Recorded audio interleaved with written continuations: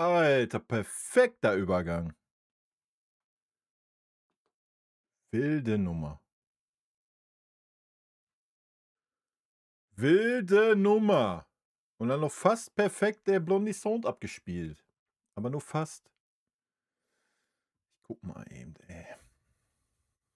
Blondie, erstmal vielen lieben Dank, ne, für deinen Sub im 7. Monat, wa? Ich wiederhole den aber nochmal, damit wir den nochmal alle hören hier. Geht's ja nicht.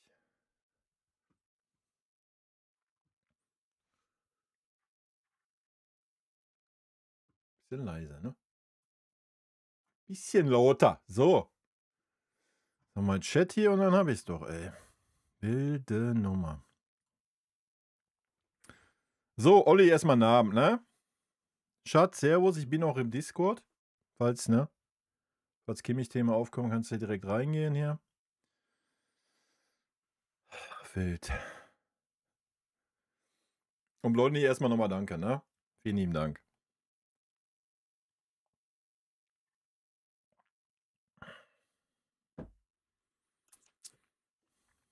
Ist keine Zeit. Naja, alles gut. Chico, servus. Stefan, moin. Guten Abend, Kai und allen Zuschauern. Ist die Kopfverletzung von unserem wieder auferstandenen Serge Gnabry denn schwerwiegend? Mir am Samstag schon echt Sorgen gemacht, als er nach seiner Einwechslung in Mönchengladbach mit einem ganz schicken Designerkopfband aufgelaufen ist. Was ist denn da? Was ist das wieder für Gnabry-Hate hier? Ist ja wohl frech. Nur weil er mit dem NBA-Legacy Gedächtnis Stiermann aufläuft, oder was? Ist doch völlig legitim. Der Serge muss auch mal die 90er wieder, 80er wieder aufleben lassen. Besser als wenn er in Gucci-Gnabry-Look aufläuft, oder? Junge. Kennen wir doch nicht anders vom Serge. Immer für Mode geschickt gut, oder? Aber ist doch schön, dass das die Themen sind, die uns beschäftigen, oder? Macht der FC Bayern ja gerade ein bisschen was richtig. Wenn das die Themen sind. Ist doch super, oder? Ja, Boateng-Thema hat sich ja erledigt. Weiß ich nicht, für alle, die es nicht mitgekriegt haben. Aber ich denke mal, sollte ja jeder mitgekriegt haben. Also hat ja der Aufschrei, die Petition, die Spruchbänder in der Südkurve ja doch ein bisschen was gebracht. Anscheinend. Ob das jetzt von Vereinsseite ausging oder von beiden Seiten oder von Boateng-Seite oder was weiß ich. Am Ende des Tages wurscht, wa? Hauptsache, dem Typen wird keine Plattform gegeben und gut ist. Kann er gerne, was weiß ich, kann er nach Hertha gehen, dann nach dem Praktikum fragen. Vielleicht sehen die das ein bisschen lockerer, wer weiß. Oder Hamburg, war nicht auch mal in Hamburg? Hamburg! Ja, ne? Hat da mit Winnie gespielt, oder? Was weiß ich, ey. Ist mir auch wurscht. Wie gesagt, ich bin froh, dass das Thema bei uns durch ist, dass man das nicht weiter aufgemacht hat. Anscheinend hat man da ja ein bisschen gelernt aus der Vergangenheit, dass man das nicht einfach durchdrückt und da mal in eine Kommunikation reingeht. Von daher ist das doch auch schön, oder? Ja, ansonsten zum Gladbach-Spiel gibt es ja auch nicht viel zu sagen, oder? Außer, dass es ein bisschen emotionaler, das emotionalste Spiel bisher war die Saison. Zumindest für mich persönlich. Ich weiß nicht, wie es bei euch ausschaut. Joa. Köln wird jetzt schwer, denke ich. Also da sollte man sich denken, dass das ein Selbstläufer wird im Pokal. Pokal ist eh schon mal was anderes, ne? Und Köln ist ja jetzt auch nicht so schlecht drauf. Mal abwarten, ne? Wird eine spannende Geschichte, denke ich. Aber vielleicht geht ja auch die Formkurve beim einen oder anderen Offensiven mal wieder ein bisschen nach oben. Und wenn nicht, musst du halt wechseln. Ganz einfach, ne? Ja, aber Köln hat ja generell nicht so einen schlechten Saisonstart hingelegt für einen Aufsteiger, ne? Also, und man kennt das ja, der Hype ist ja dann immer noch so ein bisschen da, wenn man aufsteigt, ne? Also von daher. Olli, liebe Grüße zurück. Was geht ab? Nix hast du verpasst. Außer dass das Hauptthema das Stirnband von Serge Gnabry ist und dass ich ausnahmsweise mal den Verein gelobt habe, dass er aus der Vergangenheit ein bisschen was gelernt hat und das Boateng-Thema vom Tisch ist. Jo, das hast du verpasst. Guck mal, 10 Minuten in 2 Sätze. Bam! So läuft's.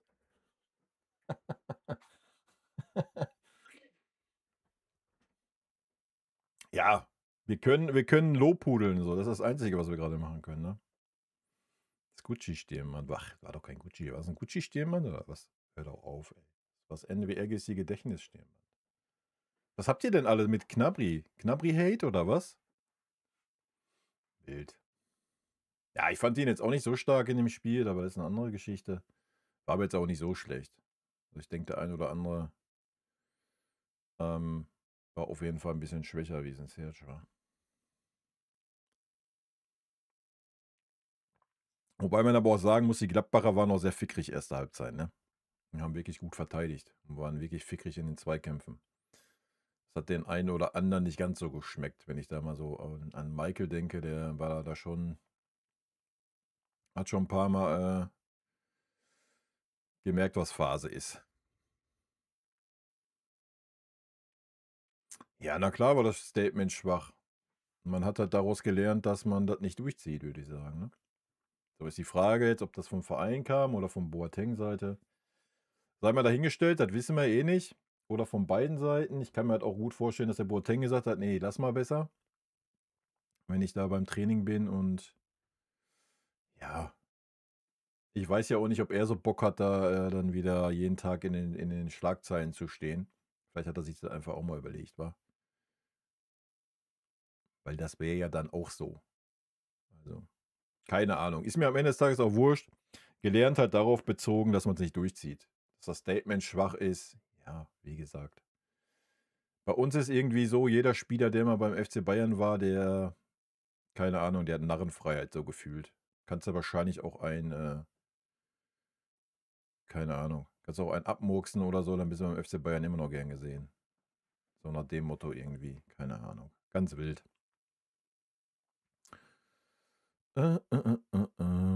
Aber wie gesagt, Ben, erstmal Servus und Glück auf. Nehmen wir das Positive mit. Und das Positive ist, dass das Thema durch ist. Ja. Und das andere Positive, ob das jetzt von Vereinsseite oder Boateng-Seite oder gemeinsam, wie auch immer entschieden wurde, ist ja, was ich eingangs sagte, hat es also mal was gebracht, dass Fans mal laut waren und Spruchbänder in der Süd waren und so weiter. Ja, und das ist doch auch mal schön. Ja. So. Dasselbe war schon, wo er sich bei uns fit halten durfte und daher sage ich ja, mal daraus gelernt. So, kannst du jetzt sehen, wie du willst. Drehen und wenden.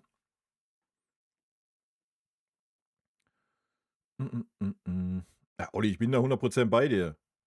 Also, das war aber schon bei der Trainingsgeschichte so, ne? So, da brauchen wir gar nicht drüber reden. Für mich ein absolutes No-Go. Ja, und das vergisst man auch nicht. So, da stimme ich dir voll zu. Also, da brauchen wir gar nicht drüber reden. Da bin ich ja zu 100% bei dir, also. Das ist ja, was ich gerade sagte, man hat immer irgendwie so die Scheuklappen auf bei irgendwelchen Spielern, die mal länger wie 3 Jahre beim Verein waren oder so, ne? Weiß ich auch nicht, was das soll, aber anscheinend ist das so. Aber ja, ich denke, dass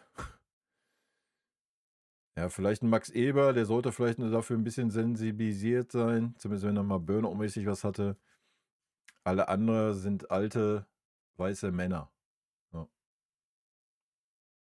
Ich denke, mehr braucht man dazu nicht sagen, oder? Wie die heutzutage denken, siehst du in der Politik, das brauchen wir nicht wieder ausrollen. Also, das hast du auch schon bei den ein oder anderen Aussagen gehört, denke ich.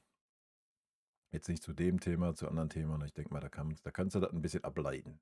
So, ne? Gesellschaft ist im Wandel, aber halt, ja, alte weiße Männer oder generell alte Menschen wandeln sich halt einfach nicht mehr.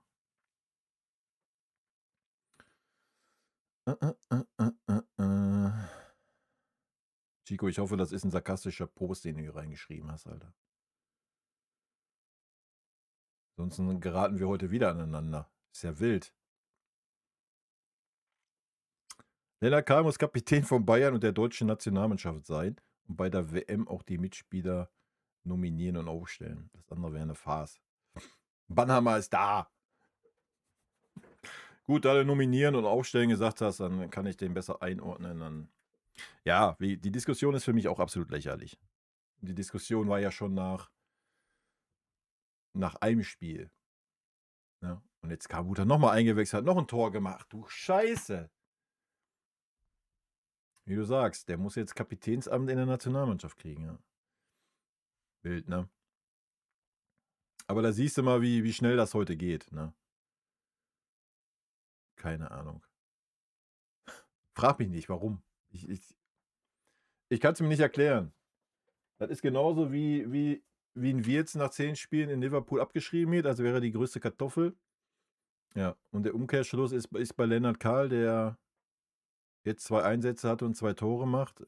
Zugegebenermaßen super schöne Tore, dass das Talent hat, brauchen wir nicht drüber reden.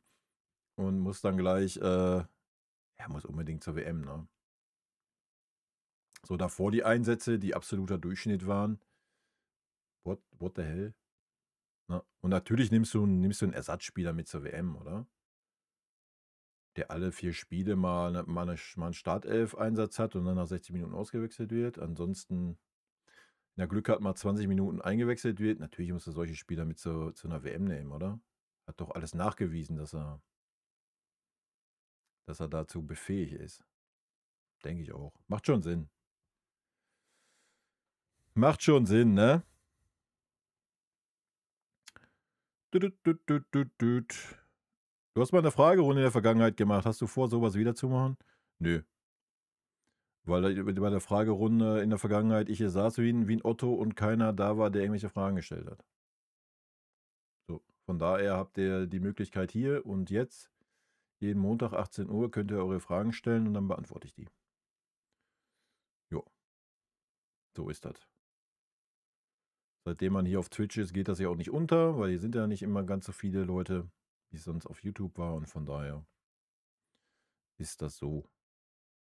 Ich habe das, glaube ich, sogar 2-mal gemacht, wo angeblich alle da sein wollten und bla und Sylt und da ist nichts passiert und nee, plane ich aktuell auf jeden Fall nicht. Ja. Morikai wollte fragen, wie du aktuell Kompanie im Vergleich zu Julian Nagelsmann siehst, als er noch Trainer bei Bayern München war. Fußballerisch geht das eigentlich in dieselbe Richtung, wenn wir ehrlich sind. Ja, jetzt ein bisschen besser, ja, aber vielleicht hätte Nagelsmann auch den Stepper gemacht, wenn er die Zeit bekommen hätte. Also das Learning. Der große Unterschied ist einfach die Selbstdarstellung und der Charakter. Ja. Und das Selbstverständnis. So, Nagelsmann hat so das Selbstverständnis ausgestrahlt. Erstmal, ich bin's, was mir persönlich sehr gut gefallen hat, nicht falsch verstehen. Aber dass sich Nagelsmann auch dahingesetzt hat und wirklich von A bis Z alles kommentiert hat, zu allem eine Meinung geäußert hat. Ich glaube, das hat ihm auch so ein bisschen das Genick gebrochen. So, bei Nagelsmann hast du immer das Gefühl gehabt, auch für den PKs, ja komm, fragt mich, ich erzähle euch zu jedem was. So, bei Kompanie hast du so das Gefühl, Alter, eigentlich will ich gar nicht hier sitzen, so stell mal eben deine Standardfragen und dann bin ich wieder weg. Ich will eigentlich nur arbeiten, machen und tun. Und der ganz, ganz große sportliche oder führerische Unterschied ist, du hattest beim Nagelsmann nicht nur das Gefühl, du hattest ganz klar 2, wenn nicht 3 Lager in dieser Mannschaft. So, das war das Thema. Ja, so Lager Kimmich, Goretzka und so. Hey, Nagelsmann, der geilste, und Müller, Neuer. Die Geschichte war gegen Nagelsmann, dadurch war Reibung im Kader, das hast du gemerkt. Ja, und das ist der große Unterschied bei Kompany. Aber auch zu den Trainern davor, auch bei Kovac und sowas. Ja. Kompany jetzt halt geschafft, dass es wieder eine Einheit ist. Und das hat er ja von Tag 1 an geschafft. So, das war der Grundstein. Und darauf dann aufgebaut.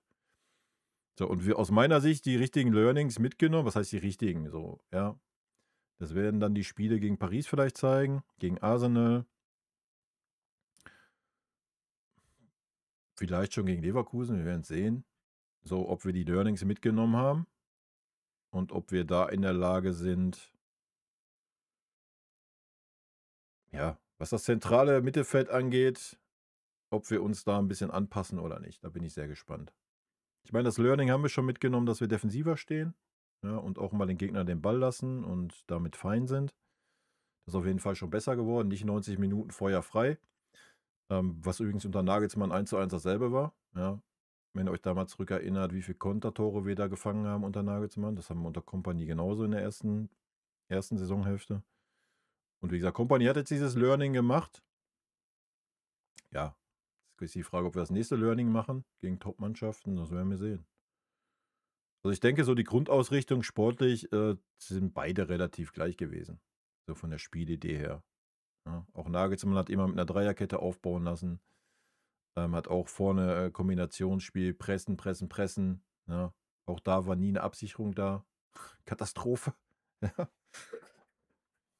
Ja, und der große Vorteil, den Vinny natürlich hat, ist einfach die Ausstrahlung, die er hat. So, Top-Spieler auf Top-Niveau, Kapitän und all das ist ja, was ich immer sage. Das macht es natürlich, wenn du Trainer bist, viel, viel einfacher. Weil einfach so Spieler wie ein Neuer, aber auch ein Müller, so diese Alpha-Tiere, diese alles erreicht haben in ihrer Karriere, nimm Kimmich dabei. So, du hast ja automatisch Respekt, wenn da so ein Vincent Kompany kommt oder so ein Xabi Alonso, der alles gewonnen hat in seiner Karriere, ja, auf super hohem Niveau selber Fußball gespielt hat. Oder da kommt so ein Nagelsmann, der nichts erreicht hat, fußballtechnisch. Der ein super Trainer ist, ja, das würde ich gar nicht abstreiten.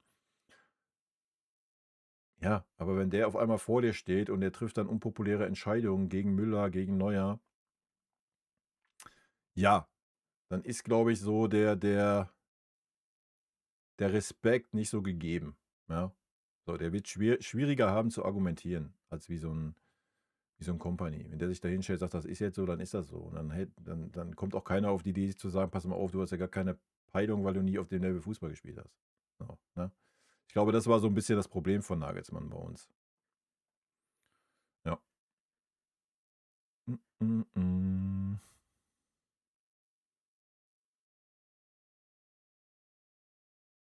Mm, mm, mm, mm, mm, mm, mm. Ja, wenn wir die Saison ohne Punktverlust überstehen, können wir darüber reden. Fragerunde, Livestream. Mr. Mini, hatte ich Servus gesagt? Wenn nicht, dann jetzt Servus.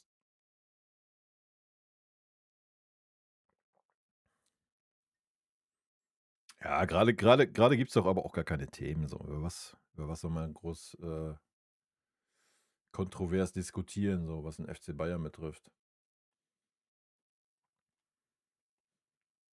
Also ich wüsste jetzt nichts. Gerade hast du ja, keine Ahnung.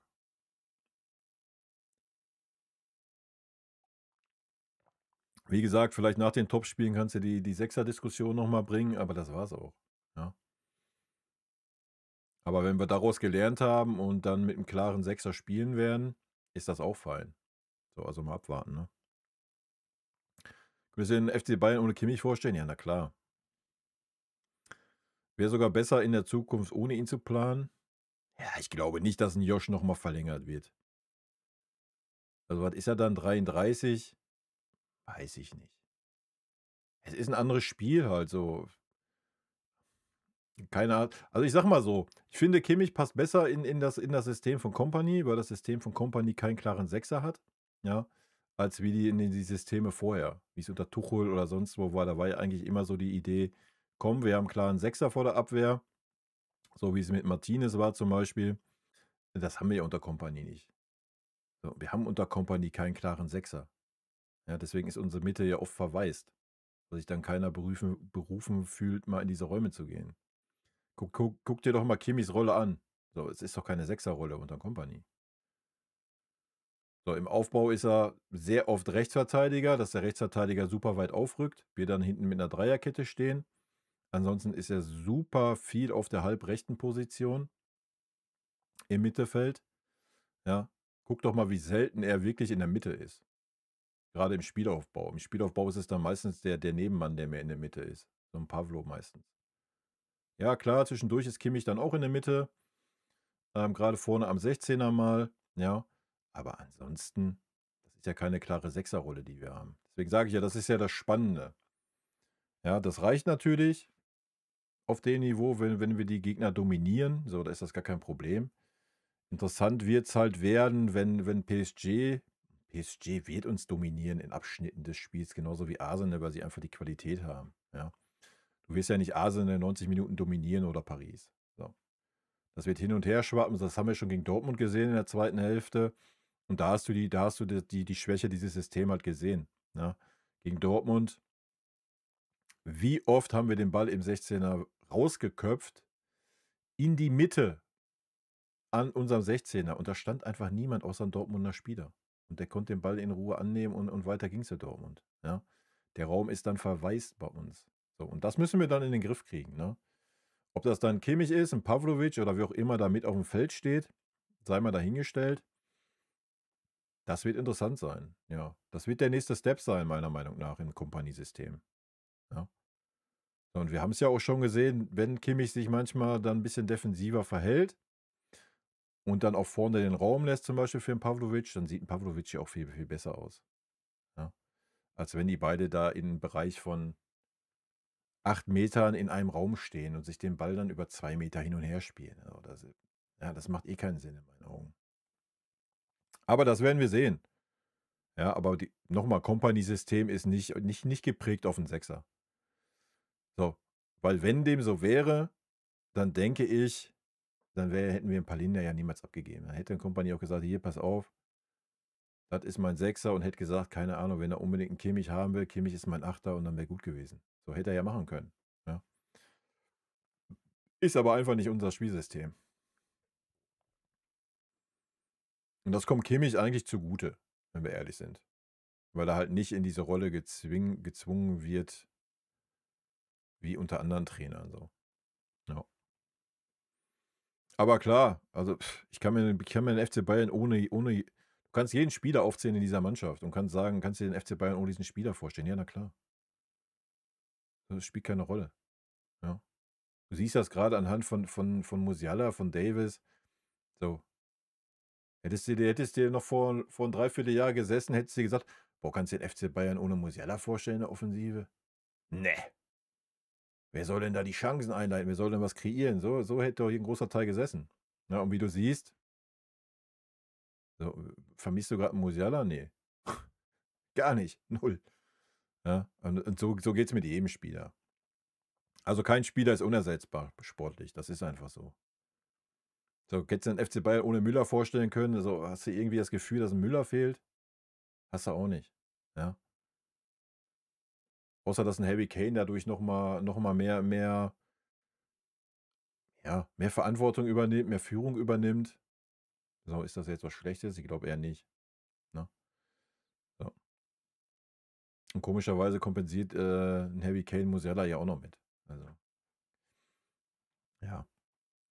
Deswegen, nee. Also ich habe keinen Spieler beim FC Bayern, wo ich sagen könnte, kann ich mir nicht vorstellen ohne ihn. Klar, Harry Kane wird schon wehtun. So brauchen wir gar nicht drüber reden. Ja. Und den zu ersetzen, boah. Schon schwierig dann, wenn es soweit ist. Aber gut, das haben wir bei Levi auch gesagt. Ja. Erinnert euch daran. So, Levi hat über Jahre überperformt. Was heißt überperformt? Auf einem super hohen Level performt. Konntest dir auch nicht vorstellen, was ist jetzt, wenn Levi weg ist. Ja. So, und auch das haben wir hingekriegt. Also von daher, alles halb so wild.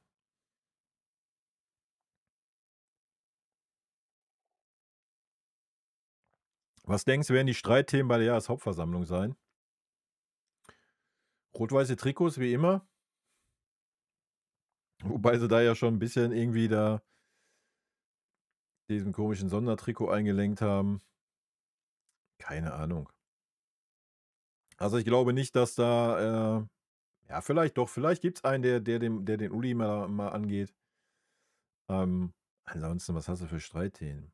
Irgendwelche Aufzüge in der Allianz Arena? So, was willst du für Streitthemen haben? Schwierig, oder? Hast ja gerade nicht wirklich irgendwas, oder? Ja, klar, unsere Sponsoren, so. Die kannst du immer als Streitthema nehmen, aber das war's auch.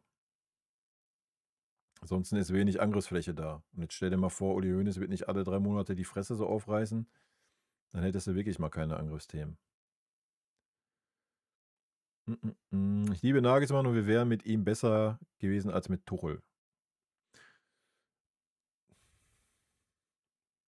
Schwierig, ne? Kompanis und Julians Bilanz sind sehr ähnlich. Für mich ist die Entlassung von Julian immer noch unverständlich. Wir waren einen Punkt hinter Dortmund im DFB-Pokal dabei, in der Champions League auch gut. Ja.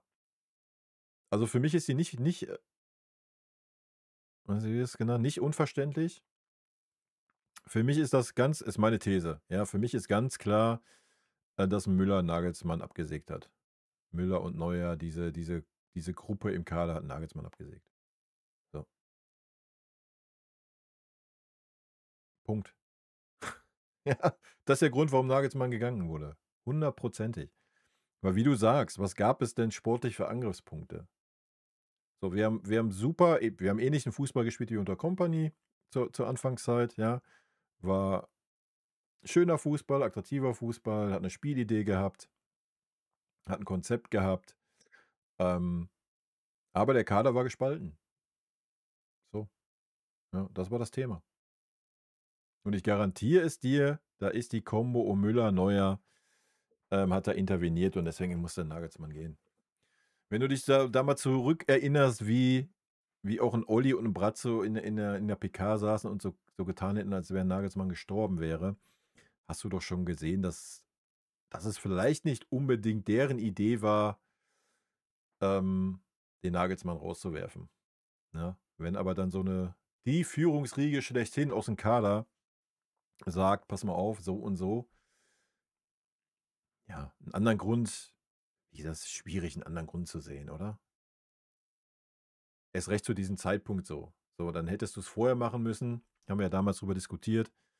Aber der Zeitpunkt der Entlassung war ja völlig fatal. Also, nee, da kann nur hintenrum irgendwas gewesen sein. Also, rein sportlich gesehen, ja, du musst auch einfach mal an so einem Trainer festhalten dann. Und ich glaube, Nagelsmann hätte auch die Kurve gekriegt. Ja, das hätte auch ein bisschen gedauert, so wie es jetzt auch ein bisschen dauert.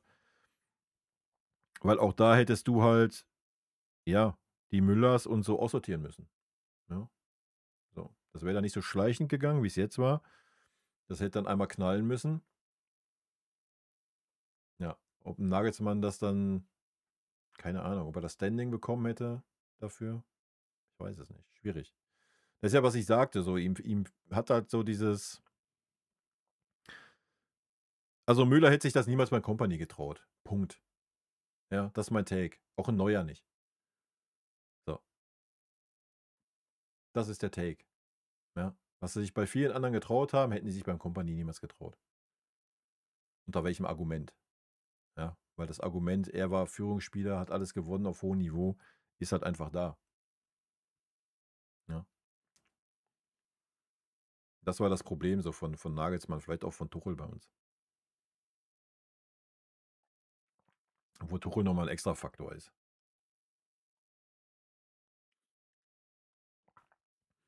Und vielleicht war den einen oder anderen das auch zu viel Selbstdarstellung bei Nagelsmann so. Weißt du?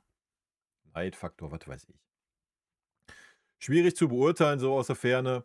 Aber wie gesagt, sportlich kannst du es eigentlich nicht erklären, ne? Die Entlassung, das war ja völlig Banane zu der Zeit. Piet, rot-weiße Grüße.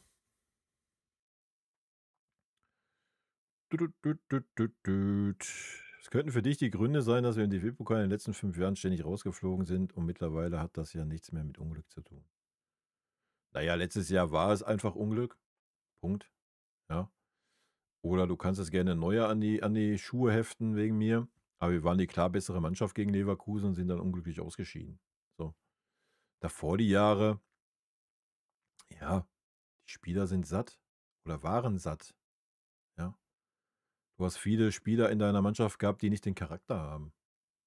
Ja. Die jetzt woanders rumtingeln. Du hast vielleicht auch nicht den Trainer dann gehabt, der es geschafft hat, den Fokus darauf zu lenken, ja, das war ja schon immer unser Problem, auch die letzten Jahre, wenn du so zurückerinnerst, gegen etwas auf dem Papier schwächere Mannschaften, gerade nach Champions League Spielen und sowas, haben wir ja super oft Motivationsprobleme gehabt. So, haben wir den Gegner nicht ernst genommen oder haben gedacht, komm, halbe Kraft, schaukeln wir schon über die Runde. Ja, und das hat sich ein bisschen geändert. Ne? So, aber einfach auch, weil du einen Harry Kane hast. 'N Harry Kane, der noch nicht viel gewonnen hat in seiner Karriere, der will unbedingt, ja. Wir haben halt einfach jetzt eine viel, viel bessere Mischung in dieser Mannschaft von Spielern, die viel gewonnen haben, die viel Erfahrung haben, aber auch Spieler, die viel Erfahrung haben, noch nichts gewonnen haben und Spieler, die wenig Erfahrung haben, noch gar nichts gewonnen haben. So, du hast 'ne gute Mischung im Team, ne? Und das war die letzten Jahre halt nicht unbedingt so der Fall. So, du hast ganz, ganz viele Spieler gehabt, die einfach satt waren. So, die hat der Pokal halt nicht interessiert. Haben sie wahrscheinlich eher als Belastung gesehen, so zwischen Champions League und sonst. Oh ja, weiß ich nicht. Brauchen wir jetzt nicht unbedingt da noch. Ja. Aber es haben auch teilweise die Trainer gemacht. So, wenn du dich mal erinnerst an Tuchel, was er für ein Zeichen gesetzt hat, indem er Harry Kane auf der Bank lässt, ist dann aber auch das verkehrte Zeichen. Ja? So, das ist das Zeichen so, ja, Pokal ist jetzt auch nicht so der Stellenwert ganz, ganz oben. Weil da ist es scheißegal, ob es ein Drittligist oder Erstligist ist. Du weißt, das ist ein Pokalspiel, Alter. Und da lässt du nicht deinen besten Stürmer auf der Bank. Ja, und wechselst ihn noch nicht mal ein. Also, das war auch viel Zusammenspiel dann. Und das ist ja das, was ein Kompanie halt schafft. Ja. Und dass es halt schafft, so dass also, wir hätten, glaube ich, die letzten Jahre, wenn wir das gleiche Spiel gespielt hätten wie jetzt gegen Gladbach, hätten wir dieses Spiel nie gewonnen, ja? Weil wenn du gesehen hast, noch mal, wie fickrig Gladbach war, erste Halbzeit, wie die rein sind. Ich meine, die haben 60% Zweikämpfe gewonnen, wir 40. Ja, das sagt schon alles aus. So, aber wir waren halt trotzdem halt als Mannschaft da, ja? Und wenn auch einer mal 'ne Riesendingen vergeben hat, so, da gibt's kein Abwinken, da gibt's kein was weiß ich was in der Vergangenheit alles so da war, das ist halt alles nicht da. Ja, du hast 'ne Mannschaft aufm Feld. Und das ist ja 'n Riesenvorteil, wenn's auch halt auch mal nicht läuft, ne? Ja. Und ich denke, der Stellenwert des Pokals ist jetzt nach, weiß ich nicht, 5 Jahren ohne auch wieder 'n anderer, ne? Muss die Mannschaft halt 'n bisschen kitzeln oder den einen oder anderen Spieler. Den einen oder anderen brauchst du nicht kitzeln, aber der eine oder andere vielleicht schon, ja. Ich glaube, das ist so 'n Thema. Mm, mm, mm.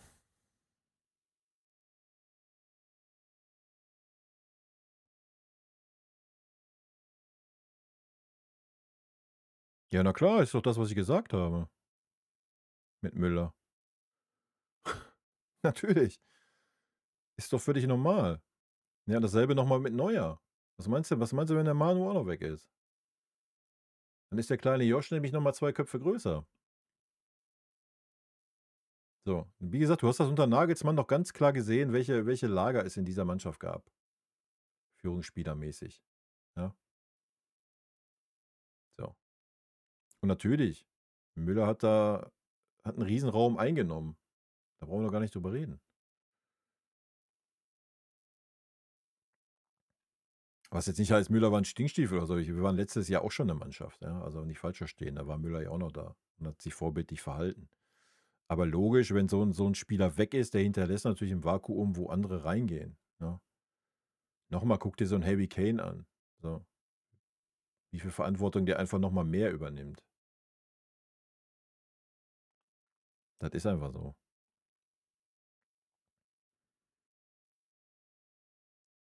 Ist halt immer alles nicht so leicht, wenn Spieler so lange da sind, ja? Zumindest wenn sie dann nicht mehr auf diesem Leistungsniveau sind. Ja. Aber es ist natürlich für uns auch immer nur Rätselraten so von außen, ne?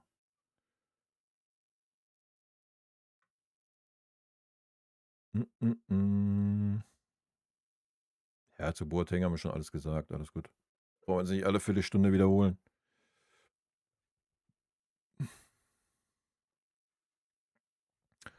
Ja, wir werden sehen, ne? Wir werden sehen. Also, erst mal Mittwoch das Spiel, wollen wir noch nicht den Tag vom Abend loben, wa? Also, einfach wird's nicht werden. Aber noch mal, wenn du so die erste Halbzeit von Gladbach nimmst,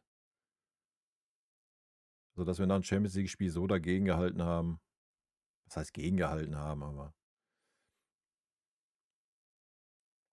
ja, das sollte schon passen, denke ich.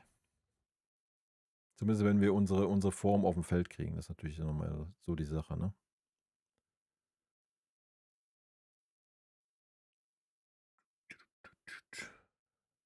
Vielleicht sind die Jungs ja auch heiß auf dem Europarekord. So, den können sie ja in Köln dann holen. Wer weiß. Nee, ansonsten gibt es ja nichts zum Mosern bei uns. So gar nichts.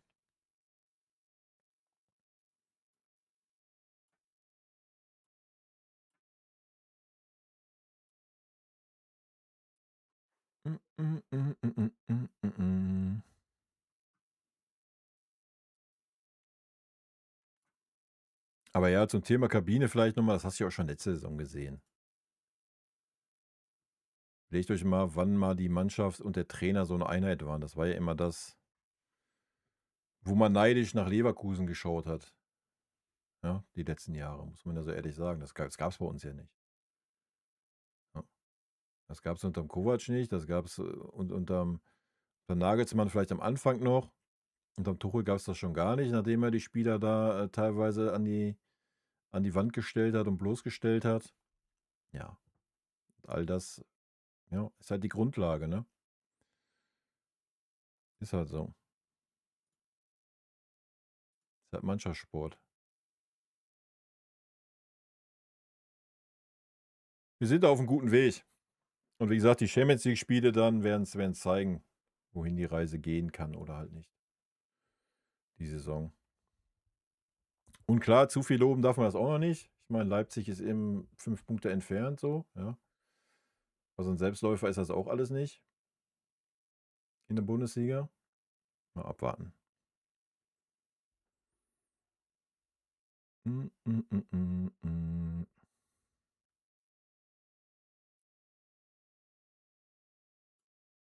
Gut. Wenn ihr keine Themen mehr habt, das ist heute hier eine schnelle Nummer. Aber ich würde dann jetzt nochmal in das Javi Martinez Video reingehen. Wollte ich ja irgendwie schon gefühlt seit 18 Wochen mir reinziehen. Aber da kam es ja nie dazu. Von daher machen wir das jetzt. Wilde Nummer, ey. Ist ja heute Tanne hat im Tor angegeben, oder was? Ja, kann man auch mal, ne? War auch eine wilde Nummer, ja. Machst du noch ein Vorpokal? Jemand Dortmund-Köln geschaut, sind die gut drauf? Weder alleiniger Rekordhalter mit 15 Siegen oder halt raus. Mit 14 Siegen, oder? Könntest ja auch ein Unentschieden spielen und gibt's Elfmeterschießen. Ja, also ich glaube nicht, dass es leicht wird gegen Köln, aber ja, also wir sind Köln jetzt auch nicht irgendwie. Klar, K.O.-Spiel, brauchen wir nicht überreden, wa? Das hat einfach deine Performance auf den Rasen bringen und dann brauchst du auch Köln nicht stark reden, Alter. Punkt. So. Wichtig ist, die richtige Elf zu finden für Vinny. Und wenn es nicht so läuft, dann auch frühzeitig zu wechseln. Das ist ja diese Saison auch ein bisschen besser geworden schon. Dass er mal ein bisschen eher wechselt. Von daher, ja, ich mir jetzt nicht so den großen Kopf. Der Badi, ne? Der Holger war auch ein unterschätzter Spieler bei uns. Bin eher der Kalle statt Uli. Der Robben als Ribéry, nur einmal war ich sauer auf Kalle, als er unseren Gott mal öffentlich anging. Fußball ist keine Mathematik. Ja, das gehört doch dazu, ey. Bisschen gehört das dazu. Ja, keine Ahnung. Ich weiß nicht, ob es unbedingt einen eher Kalle als Uli gibt. Ich glaube, der eine wäre ohne dem anderen und umgekehrt nicht so erfolgreich gewesen. Ich glaube, das war einfach die Symbiose aus beiden, die das hervorgebracht hat. Ja, und ich glaube, das ist auch so, ja, vielleicht der Punkt, an dem Olli ein bisschen gescheitert ist bei uns. Ja, also ich glaube, der eine ohne den anderen. Und überlegt euch mal, was da auch öffentlich für Reibereien waren zwischen Uli und Kalle teilweise. Ja. Ja, ist halt so. Mm, mm, mm, mm.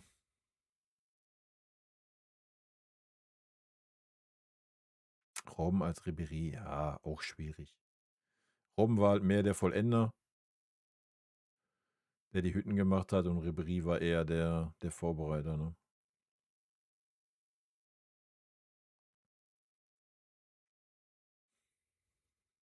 Der Dreher, der Bernd, der bei uns noch voll aktiv ist und den du nicht erkennen würdest, wie er heute aussieht, Alter. Schon wild. Mm, mm, mm. Ja, klar. Aber die haben sich halt, ja, alles für den Verein so, ne? Der Franz, der Kalle und der Uli. Auch wenn sie Alphas waren und aneinander geraten sind, am Ende des Tages ist man immer irgendwo zusammengekommen und alles für den Verein. Ja, und deswegen ist der FC Bayern da, wo er ist. Und nicht irgendwie, ja, ich bin jetzt der Franz und ich setze jetzt durch, was ich hier für richtig halte, sondern ja, man hat sich gezofft, hat sich dann geeinigt und dann war gut. Ne? Deswegen hat das so geklappt, wie es geklappt hat, sag ich mal. Ne?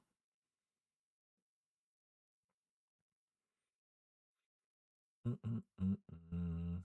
Ja, fußballerisch brauchen wir nicht drüber reden.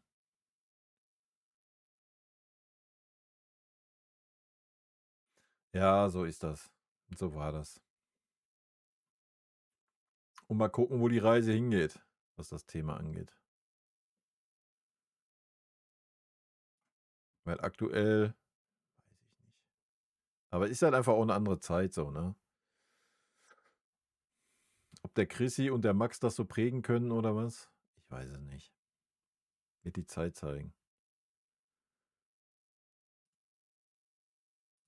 Aber wie gesagt, ist halt heute einfach auch eine andere Zeit, ne? Ja, aus unserer Sicht auf keinen Fall. Das ist ja immer klar.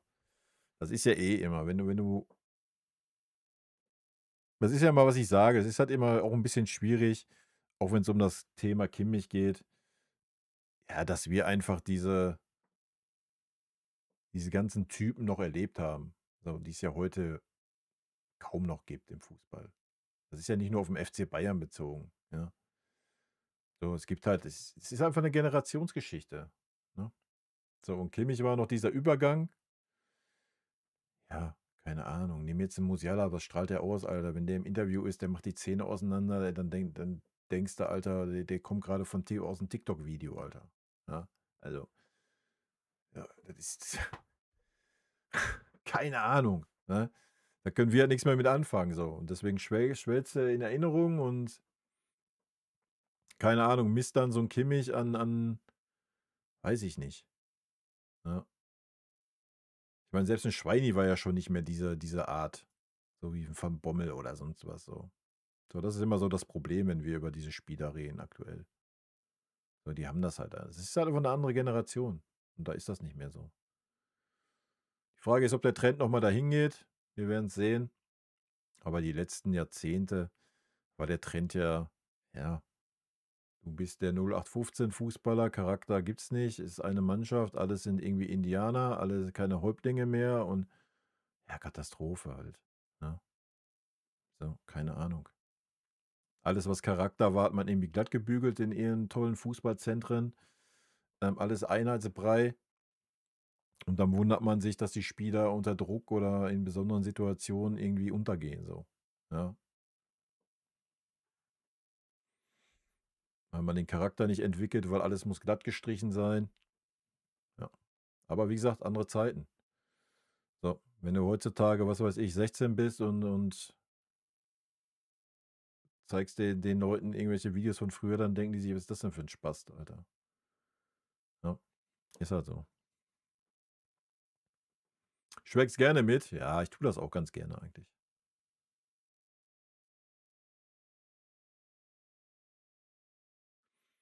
Mm, mm, mm, mm. Ja, das hast du früher auch gehabt. Das ist ja ein ganz anderes Thema. Nimm Mehmet Scholl, nimm Sternkopf, sonst wen, die waren auch alle so. Ja, und das ist auch wichtig. Deswegen ist ja auch so ein Michael so erfrischend, ja, weil der halt auch nicht so dieser glatt gebügelte, ja, Standard-Fußballprofi ist. Ähm, ne, ist halt einfach auch mal eine andere Persönlichkeit und auch auf dem Platz macht er halt einfach auch ein paar andere Sachen, die jetzt gern gesehen sind oder nicht. Das muss jeder für sich entscheiden. Das ist das halt. Und bei Harry Kane hast du halt noch diesen Flair von uns, von unserer Generation früher. Ist noch so ein richtiger, vielleicht nicht laut, ja, wie es so der eine oder andere war, aber alles, was er ausstrahlt, ist noch diese Art Charakter. Ich bin hier der Führungsspieler. Punkt. Das strahlt ein Harry Kane aus. Ja. Ich meine, Jonathan Tah hat es ja auch gut gesagt. Ja, und genau so ist es halt. Ja. Gut, Leute, ich mach Feierabend. Sonst gibt es ja keine Themen mehr. Sonst ist ja alles gut. Bin gespannt auf das Köln-Spiel. Könnte eine interessante Nummer werden. Kommt drauf an, wie müde wir sind oder wie nicht müde wir sind. Ich weiß gar nicht, ist Leverkusen noch im Pokal drin oder was? Oder sind die schon ausgeschieden in der ersten Runde? Guck mal eben. Sonst könnte das eine interessante Geschichte werden, Samstag.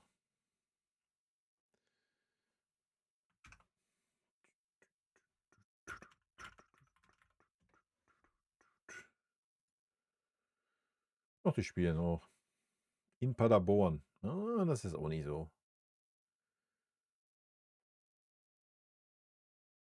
Okay. Ja, dann. Da bin ich guter Dinge. Der erste Knackpunkt. Was heißt Knackpunkt? Aber ich bin sehr gespannt auf das Spiel gegen Paris. Gut, Leute, ich wünsche euch einen wunderschönen Abend. Wer Bock hat, ich werde gleich noch ein bisschen Lotto streamen, ja, auf einem anderen Kanal. Und ja, wir hören uns nächste Woche hier wieder. Vielleicht gibt es ja dann ein paar dramatische Themen. Elfmeterschießen in Köln. Owen Hargreaves. Owen Hargreaves ist auch cool, ja.